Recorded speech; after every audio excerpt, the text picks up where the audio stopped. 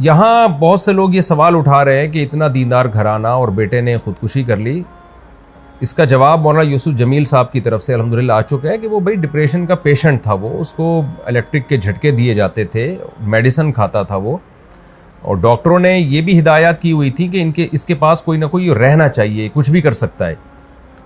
تو یہ جواب میں سمجھتا ہوں کافی ہے ان لوگوں کا منہ بند کرنے کے لیے جو اس عمل کو خودکشی قرار دے رہے ہیں. لیکن آپ کو پتہ ہے جو فتنہ پرست لوگ ہوتے ہیں ان کو باتیں کرنی ہے. بعض لوگ یہ بھی تبصرہ کر رہے ہیں کہ ہر خودکشی ڈپریشن میں ہی ہوتی ہے, ٹینشن میں ہی ہوتی ہے, خوشی میں تو کوئی بھی خودکشی نہیں کرتا.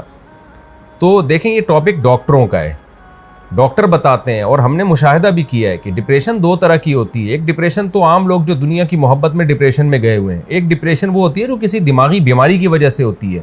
اس میں دیندار لوگ بھی مبتلا ہو سکتے ہیں, اور اس کا کوئی علاج, اس کا علاج یہ نہیں ہے کہ اس کو صبر کی تلقین کی جائے, اس کا علاج میڈیسن ہوتی ہیں, دماغ میں کچھ کیمیکل آگے پیچھے ہو جاتے ہیں. ایسے بہت سارے پیشنٹ ہم نے اپنی زندگی میں دیکھے ہیں, بہت اچھے لوگوں کو جنہوں نے بڑی بڑی ٹینشنیں جھیلی ہیں, برداشت کی ہیں, لیکن وہ بیٹھے بیٹھے ڈپریشن میں چلے جاتے ہیں. میڈیسن لیتے ہیں تو سیٹ ہو جاتے ہیں, وہ دماغ کے کچھ کیمیکل ہیں جو آگے پیچھے ہو جاتے ہیں.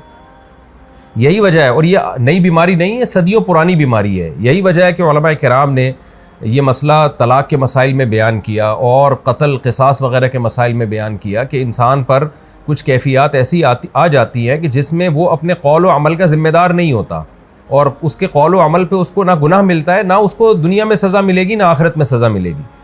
یہ وہ جب ہے جب انسان کی دماغی صلاحیت کام کرنا چھوڑ دے. طلاق آپ کو معلوم ہے کتنا حساس معاملہ ہے, شدید غصہ میں بھی اگر انسان ہو تو طلاق واقع ہو جاتی ہے. ثلاث جدہن جد وہزلہن جد, اس حدیث کی روشنی میں.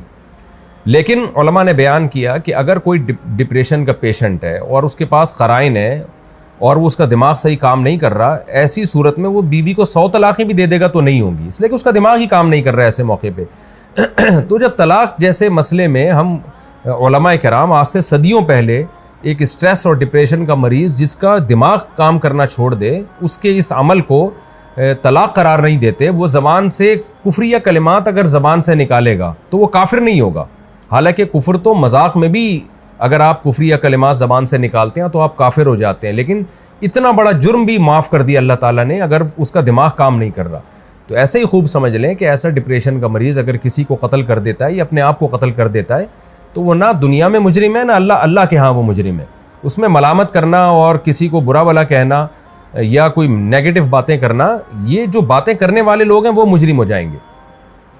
تو ایک ڈپریشن وہ ہوتی ہے جو دنیا سے دنیا کی محبت کی وجہ سے دنیا کی چھوٹی چھوٹی باتوں کو آپ بہت زیادہ بڑھا لیتے ہیں, یہ کس کی وجہ سے ہوتی ہے, یہ ناپسندیدہ ہے, کیونکہ نیک لوگ ہمیشہ صبر کرتے ہیں. لیکن ایک ڈپریشن وہ ہے جو آپ کو کسی دماغی بیماری کی وجہ سے, تو یہ بچپن سے اس کی جو ہمیں تحقیقات سے معلوم ہوا ہے کہ یہ جو حضرت کا جو بیٹا ہے یہ بچپن سے ہی کسی دماغی بیماری میں مبتلا تھا اور علاج بھی ہو رہا تھا. حضرت جو ذمہ داریاں ایک باپ کی ہوتی ہیں وہ اولاد کے لیے وہ ذمہ داریاں پوری کرنے میں لگے ہوئے تھے. لیکن ظاہر ہے کچھ چیزیں اللہ کی طرف سے ہوتی ہیں, انسان اس میں بے بس ہوتا ہے. تو ہم سب اس غم میں حضرت کے ساتھ برابر کے شریک ہیں, اور ہم سب دل سے دعا کرتے ہیں اللہ تعالیٰ حضرت کے اس بیٹے کو اس جہاں کی بھلائیاں نصیب کرے اور اس جہاں کی خوشیاں نصیب کرے, اور جو بھی ان کے رشتہ دار اور لواحقین ہیں اللہ تعالیٰ ان سب کو صبر جمیل کی توفیق عطا فرمائے, اور جو منفی کمنٹس کرنے والے لوگ ہیں اللہ تعالیٰ ان کو ہدایت دے. اور میں پھر دوبارہ اپنی بات کو ریپیٹ کرتا ہوں کہ اس عمل کو خودکشی قرار دینا یہ کسی بھی طرح سے یہ بات درست نہیں ہے, اور یہ ایک الزام ہے, اور اس الزام کا جواب آپ کو قیامت کے دن دینا پڑے گا.